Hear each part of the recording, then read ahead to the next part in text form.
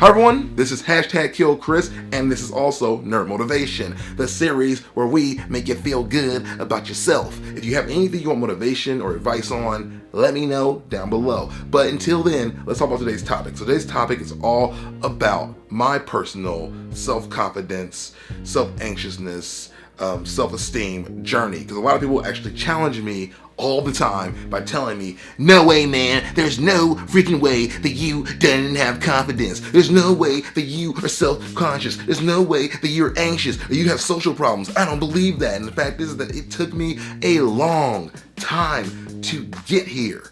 It took me a very, very long time. So I thought I would just share my story with you so you can kind of see what I went through and hopefully learn from that. So let's get into it. So basically this all starts with me being a teenager because I was actually a really happy-go-lucky kid. I didn't really care about things. I was pretty sarcastic. I was pretty awesome in my honest opinion. But then I became a teenager and I kind of realized that everyone is judging you, or at least that's the story I told myself. You know, you start becoming self-conscious, you start growing, you start kind of, your voice starts cracking, you don't feel as proud of everything anymore, you're constantly having this self-doubt coming in your head, and then you also have a thing called, at least in my world, girls, who you want their attention, you want them to like you, you're so obsessed with them, and none of them want anything to do with you. And when you're a teenager and a kid, people just aren't as nice, and they're also not as deep. So when someone tells you on a regular basis that you're ugly, you start to believe it. And that's what I heard all the time. You're ugly, you're ugly, you're ugly, you're ugly. What's that thing on your head, boy? Hey, this is my birthmark right here. This is a thing that really made me super self-conscious growing up.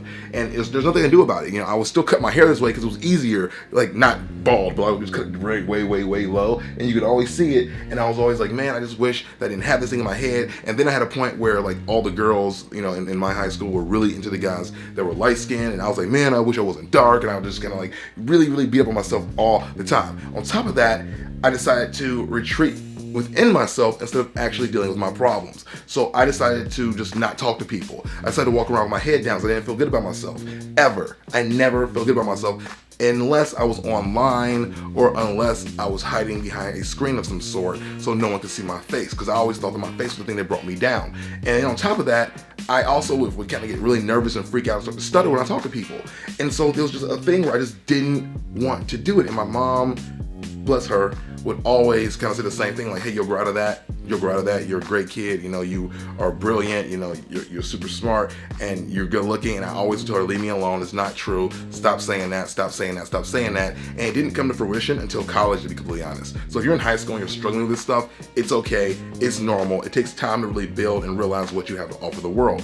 Now, a lot of people say fake it till you make it, and I really do get behind that movement, because fake it till you make it really does work. When I told myself, hey, you know what, you are good looking, you got something to offer, it opened up an entire world to me that allowed me to become more comfortable and just more, I guess, more confident in what I could do by trying it and being willing to fail. The first step to becoming more confident is literally failing at it. If you don't fail, you didn't do it. That's just the facts, man. It's just the freaking facts. So back to my story though.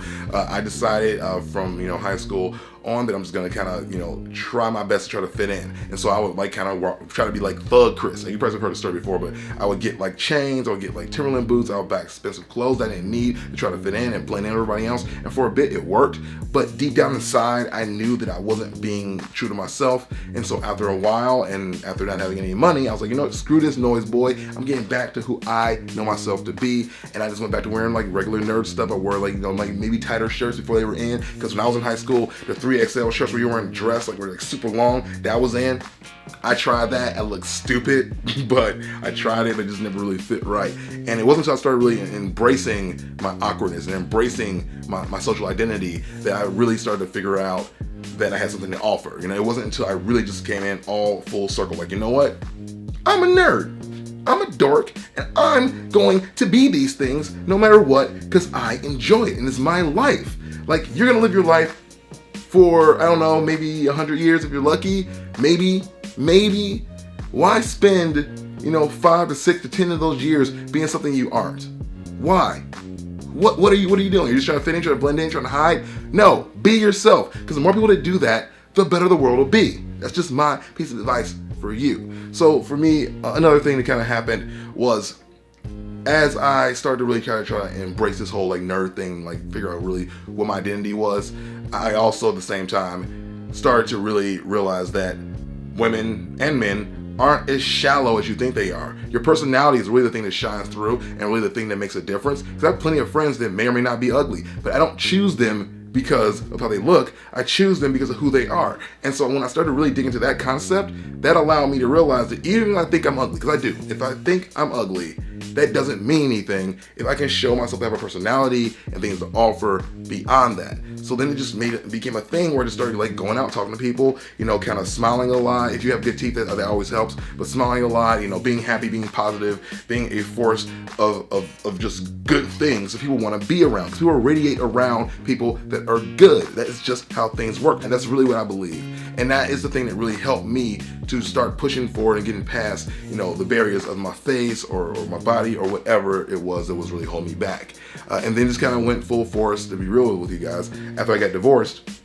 And I had to like somehow meet women in a world where it's not already handed to you. Because in college, there are girls everywhere. It's really easy to talk to people. It's really easy to meet people. And then when you're out in the real world, it becomes a little bit more of a challenge. And so I kind of just went in that whole thing full force. Like, you know what? I'm just going to do it. I'm scared out of my mind. I am scared. Oh, no!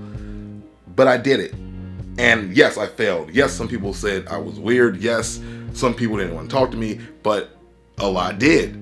They did, and they were fun, and I figured those things out. So I'll leave the video right there to ask you guys a question, and that is, what do you want to hear me talk about next? Is there any stories you want me to share from my past? Is there any advice in general you guys want to hear about? I'm going to do a little mini series here of different like motivational techniques and things that I can help you grow, and videos I'm going to make for you. Please come back here tomorrow. I'll be doing a video every single day this week, Monday through Friday, as we continue the mission of #KillChris.